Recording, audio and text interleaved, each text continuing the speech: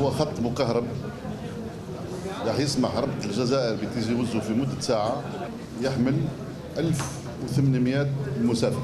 Au train donc de circuler en transport propre. S'il y a une demande en transport de marchandises, la SNTF a les moyens et la voie ferrée reçoit le wagon voyageur comme le wagon marchandise.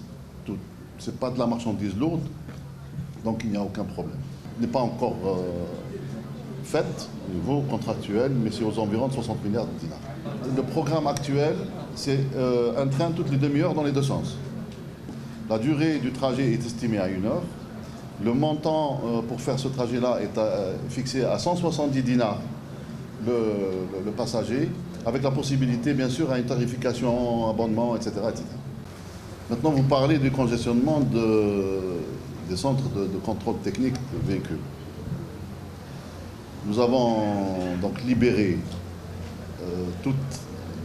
tous ces centres de contrôle technique pour qu'ils puissent travailler plus de 8 heures, c'est-à-dire jusqu'à minuit.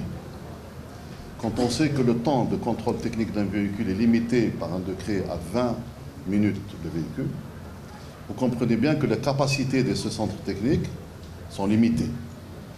Donc comme la demande est forte dans cette période donc, de contrôle technique, nous avons donc donné la possibilité à ces centres techniques de contrôle technique de travailler plus, pour faire plus en dehors de leur quota. Ça, c'est la première mesure.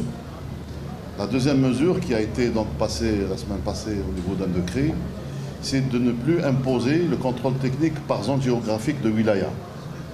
Si vous êtes à Hassim Saoud et que vous voulez faire un contrôle à Hassim Saoud, et si vous résidez à Alger, vous pouvez le faire à Hassim Saoud.